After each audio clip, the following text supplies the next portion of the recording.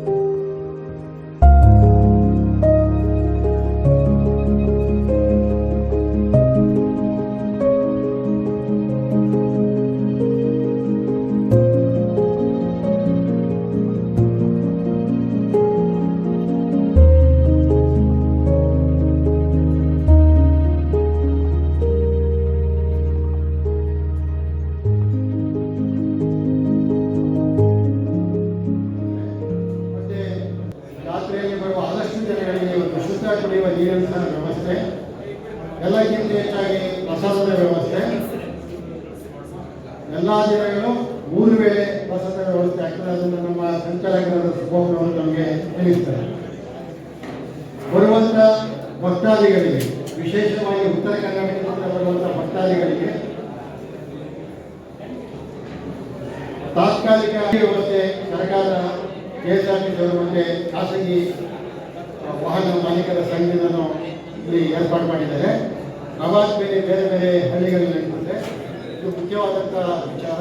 ಈ ಎಲ್ಲ ಕಾರ್ಯಕ್ರಮಗಳಲ್ಲಿ ಪ್ರತಿದಿನ ನಾಡಿನ ಪೂಜ್ಯ ವಿವಿಧ ಮಠಾಧೀಶರು, ಧರ್ಮಗುರುಗಳು, ರಾಜ್ಯಪಾಲರು, ಮುಖ್ಯಮಂತ್ರಿಗಳು, ಕೇಂದ್ರ ಹಾಗೂ ರಾಜ್ಯ ಸರ್ಕಾರಗಳ ಸಚಿವರುಗಳು, ಸಂಸದರು, ಶಾಸಕರು, ಗಣ್ಯರು, ಸಾಹಿತಿಗಳು, ಉದ್ಯಮಿಗಳು, ಸಾರ್ವಜನಿಕರು, ಜನಪ್ರತಿನಿಧಿಗಳು ಇದರಲ್ಲಿ ಭಾಗವಹಿಸ್ತಾರೆ. ಈ ಎಲ್ಲ ಕಾರ್ಯಕ್ರಮಗಳನ್ನು ತಾವು ನಮ್ಮ ಮಾಧ್ಯಮಗಳಲ್ಲಿ ಬಿತ್ತರಿಸುವುದರ ಮುಖಾಂತರ ಈ ಒಂದು ಜಾತ್ರೆಗೆ ಒಂದು ವಿಶೇಷವಾದ ಲಕ್ಷಣವನ್ನು ಕೊಡಬೇಕು ಅಂತ ತಮ್ಮಲ್ಲಿ ಕೇಳ್ಕೊಳ್ತಾನೆ. ಈಗ ಪ್ರಸಾದ ವ್ಯವಸ್ಥೆ ಬಗ್ಗೆ ಈ ಸುತ್ತೂರು ಜಾತ್ರೆ ಇಡೀ ವಿಶ್ವದಲ್ಲೇ ಉತ್ತುಂಗ ಜಾತ್ರೆಯಾಗಿ ನಮ್ಮ ಸುತ್ತೂರು ಪ್ರಸಿದ್ಧಿಯನ್ನು ಪಡೆದಿದೆ. ಕಳೆದ ವರ್ಷಕ್ಕಿಂತ ಈ ವರ್ಷ ಇನ್ನೂ ಭಕ್ತಾದಿಗಳು ಲಕ್ಷೋಪಾದಿಯಲ್ಲಿ ಬರುವಂಥ ಒಂದು ಮಾಹಿತಿ ಕೂಡ ನಮಗೆ ಬಂದಿದೆ.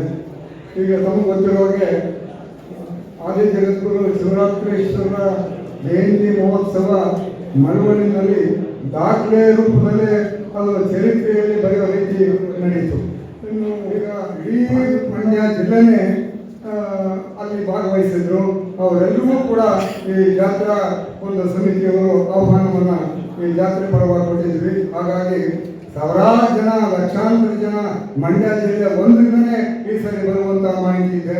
ನಮಗೆ ಕರ್ನಾಟಕ ಅಷ್ಟೇ ಅಲ್ಲ, ಇಡೀ ದೇಶ ದೇಶದಲ್ಲಿ ಮಧ್ಯಾಹ್ನ ಊಟ ಮತ್ತೆ ರಾತ್ರಿನೂ ಕೂಡ ಪ್ರಸಾದ ವ್ಯವಸ್ಥೆ ಇದೆ ಬಂದಂತ ಸಮಸ್ತ ಒಂದು ಭಕ್ತಾದಿಗಳಿಗೆ.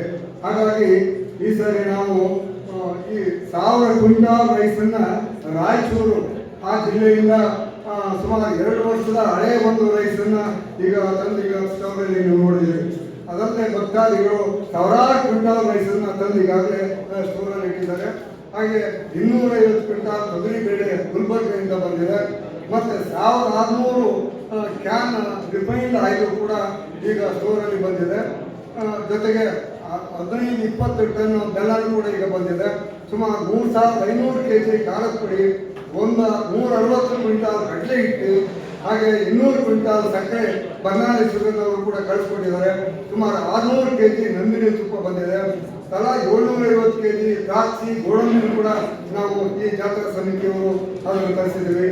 ಅದಲ್ಲದೆ ಪ್ರತಿ ಜಾತ್ರೆಗೆ 9000 ಲೀಟರ್ ಹಾಲು, ಸುಮಾರು ಈ ಸಾರಿ 28,000 ಮೊಸರು ಪ್ಯಾಕೆಟ್ ಕೂಡ ಬರ್ತಾ ಇದೆ.